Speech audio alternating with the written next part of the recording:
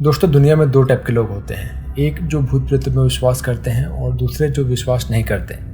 और एक और भी कैटेगरी है जो इस डाउट में है कि शायद होते हैं शायद नहीं होते हैं, पर सिंस उन्होंने कभी अपनी आंखों से इन्हें देखा नहीं है या फिर महसूस नहीं किया है, इसलिए वो ना की कैटेगरी में ही आते हैं। अब जो विश्वास करते हैं उनमें भी दो टाइप के लोग होते हैं। एक कहा जाता है वो लोग जो हल्की परछाई के होते हैं और दूसरे वो लोग जो भारी परछाई के होते हैं। मतलब जो हल्की परछाई के लोग होते हैं उन पे ये जो भूत प्रेत आत्माएं हैं वो अपना असर जल्दी दिखाती है, और जो भारी परछाई के लोग हैं उन पे ये अपना असर कम दिखाती है या फिर ये उन्हें अपने होने का एहसास कम करा पाती है।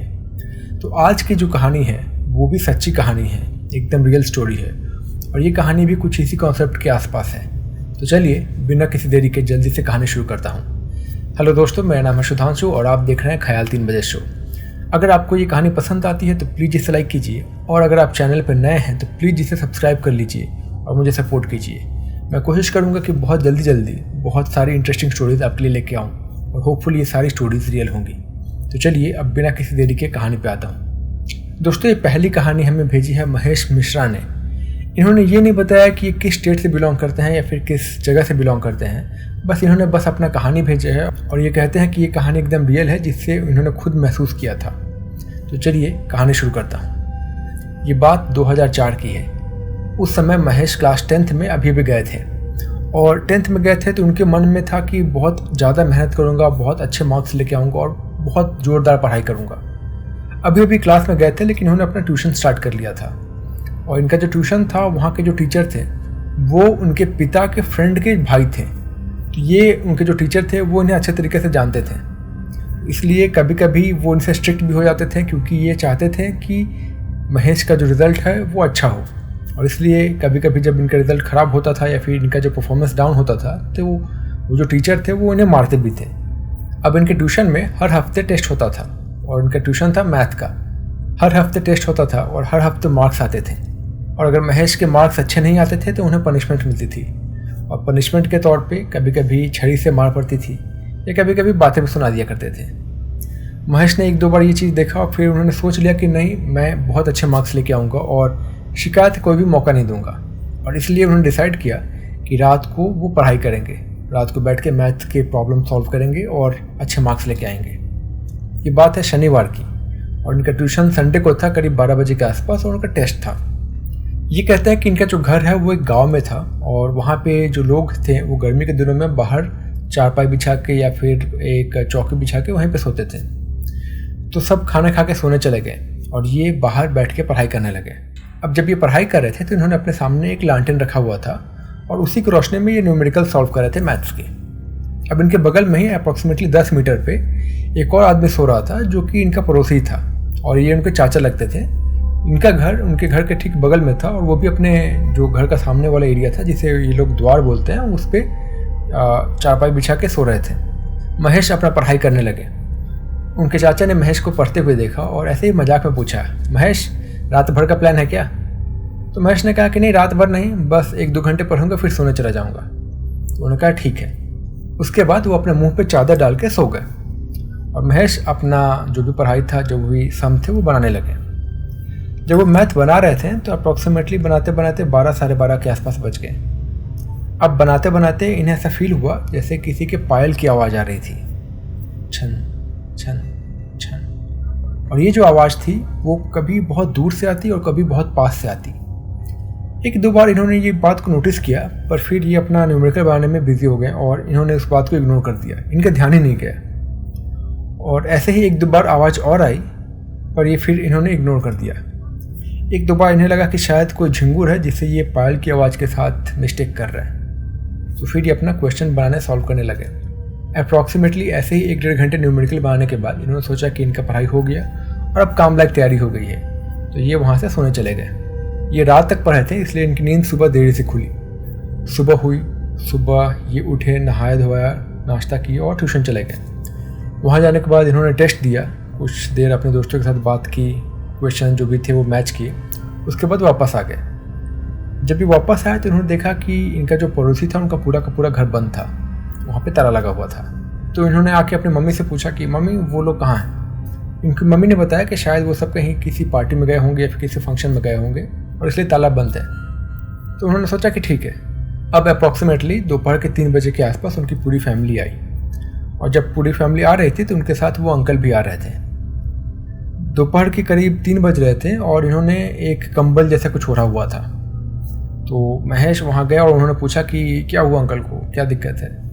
तो उनकी पत्नी ने बताया कि इनको बहुत तेज़ बुखार है। तो उन्होंने पूछा कि आखिर बुखार कैसे हो गया। तो फिर वहीं पे पास में एक और आदमी थे उनके साथ, उन्होंने कहा कि इन्होंने कल भूत देख लिया। अब ये जो भूत वाली बात थी, ये सोच के उन्हें भी डर लगा महेश को। उन्होंने पूछा कि कैसे, क्या देख लिया। तो उन्होंने ये बात उसी अंकल से पूछी। उन अंकल की तबीयत ख़राब थी, लेकिन उन्होंने बताया कि कल जब तुम पढ़ाई करने लगे और मैं सोने चला गया तो अप्रॉक्सीमेटली 1-1.5 घंटे के बाद मुझे ऐसा लगा कि जैसे मैं किसी औरत के पायल की घुंघरू की आवाज़ सुन रहा हूँ, ऐसे ही छन छन। तो पहले मैंने 1-2 बार इग्नोर किया इस बात को, लेकिन जब मैं सो गया तो मुझे ऐसा लगा कि वो जो आवाज़ थी वो मेरे पास से गुजर रही है, और ऐसा लग रहा है जैसे मेरे बहुत करीब से निकल रही है। तो एक बार गई और मेरी नींद खुल गई, पर मैं ऐसे ही चादर डाल के सोया रहा। फिर वही आवाज़ अप्रॉक्सीमेटली 5-10 सेकंड के बाद वापस से इधर से उधर गई और मुझे अजीब लगा। मैंने चादर हटा के देखा तो मैंने देखा कि दूर पे अप्रॉक्सीमेटली 5 मीटर दूर पे एक औरत खड़ी है जो कि सफ़ेद कपड़े पहनी हुई है, और उसका जो सर था वो थोड़ा बड़ा लग रहा था मुझे, और उसके बाल पूरे चेहरे को ढके हुए थे, और उसके गोद में एक बच्चा था। उस बच्चे का भी चेहरा दिखाई नहीं दे रहा था मुझे, और मैं वैसे ही लेटे रहा। मैंने बस आंखें हल्की खोली हुई थी, और फिर मैंने देखा कि वो वापस से वहाँ से इधर से उधर छन छन की आवाज़ से इस पार से उस पार गई, और जहाँ मेरा घर था वो मेरा घर क्रॉस की थोड़ा। और ये जो पूरा का पूरा डिस्टेंस है ये अप्रॉक्सीमेटली 10-15 मीटर ही होगा। फिर थोड़ी देर बाद वहाँ जाके वो वापस से पीछे की तरफ आने लगी और वापस से मेरे पास से गुजर के इस पार से उस पार गई। अब मुझे थोड़ा डर लगा। मैंने वापस से वो जो चादर था वो ओढ़ लिया। फिर मैंने महसूस किया कि वो फिर से उस बच्चे को लेके इधर से उधर गई और फिर उस पार से इस पार आई। ऐसा उसने करीब 4-5 बार किया। मुझे बहुत डर लग रहा था और मैंने चादर ओढ़ लिया। इसके बाद मैंने महसूस किया कि वो औरत आके उस बेड पे बैठी। मैंने हल्के से आंखें खोल के देखा तो वो औरत वहीं पे बैठी हुई थी और उसका चेहरा मुझे दिखाई नहीं दे रहा था, लेकिन मुझे ऐसा फील हो रहा था कि वो औरत अपने बच्चे को रुला रही है और उसका बच्चा रो रहा था। और उस बच्चे की रोने की आवाज़ बहुत ही अजीब थी, ऐसा किसी नॉर्मल बच्चे की जैसे नहीं। ऐसा लग रहा था कि उस बच्चे के साथ साथ वो औरत भी रो रही है, और ये आवाज़ बहुत ही भयानक लग रही थी। मैंने मन ही मन उस समय भगवान का नाम लिया, मैंने मन ही मन उस समय हनुमान जी का नाम लिया, और फाइनली थोड़ी देर बाद वो औरत अचानक से वहीं पे गायब हो गई। और तब मुझे बहुत हिम्मत करके मैंने वहाँ से घर में अंदर आया।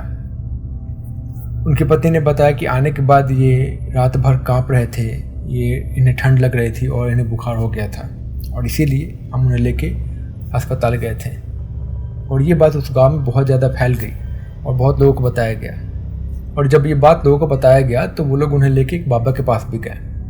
उन बाबा ने उनके हाथ पे कुछ बांधा, एक ताबीज़ जैसा कुछ दिया, और कहा कि कम से कम 15 दिनों तक अपने घर के सामने एक दिया जलाए हर रात को, और उसमें इतना तेल होना चाहिए कि वो दिया रात भर जलता रहे। और ऐसा ही किया गया। ऑलमोस्ट हर रात को दिया जलाना स्टार्ट किया गया और उस दिए में काफ़ी तेल रखा गया, और तब रात को कोई भी वहाँ पे सोता नहीं था। महेश का कहना है कि वो भी अपनी पढ़ाई अब अंदर करने लगे थे। अब ऐसे ही रात को दिया रखा गया था और वो पढ़ाई कर रहे थे। उनका जो घर था वो ऐसा था कि घर पक्का था और सामने में ग्रिल था, लोहे का ग्रिल। इन्होंने देखा कि दिया वहीं पे जल रहा था और वो अपना पढ़ाई कर रहे थे। और ये ऐसे पढ़ाई कर रहे थे कि एक बड़ा सा बेड था, बेड के इस साइड वो बैठे थे, बीच में लैंटर्न था, और नेक्स्ट एंड पे वो ग्रिल था जो कि उनका घर का जो मेन गेट था उसका ग्रिल था। और उसके बाद घर का सामने का जो खाली एरिया है जो जिसे वो लोग द्वार बोलते थे, जहाँ वो सो रहे थे, वो जगह था। पढ़ते पढ़ते अप्रॉक्सीमेटली रात के 12:30-1 बजे के आसपास बहुत तेज आंधी उठी और अचानक से वो जो दिया था वो बुझ गया। और ये लैंटर्न की रोशनी में थे और सोच रहे थे कि किसी को बुलाऊं कि वो दिया जलाए, पर इन्हें लग रहा था कि अब इतनी रात को जाके दिया कौन जलाएगा। तब अचानक से उन्हें फिर से वही छन छन की आवाज़ सुनाई देने लगी। तब उन्होंने देखा कि सामने जहाँ पे वो उस दिन बैठ के पढ़ रहे थे वहाँ पे वही औरत खड़ी थी उसी एक बच्चे के साथ, जैसा कि इनके जो पड़ोसी थे उन्होंने बताया था। इसके बाद वो औरत सामने खड़ी थी और बाएं से दाएं जाने लगी, और उसके कुछ देर बाद वो फिर दाएं से बाएं जाने लगी, और इसी तरह उसने 3-4 बार किया। और उसके बाद अचानक से वो औरत वहाँ से इनकी तरफ आने लगी और फिर बीच में रुक गई, और फिर अचानक से पीछे गई, और उसके बाद अचानक से उसने अपना बच्चा लिया, ऊपर की ओर उठाया और नीचे पटक दिया। और जब उन्होंने ये बच्चा नीचे पटका तब वहाँ पे कुछ नहीं था, जैसे वो बच्चा हवा में ही गायब हो गया। ये देख के महेश बहुत ज़्यादा डर गए।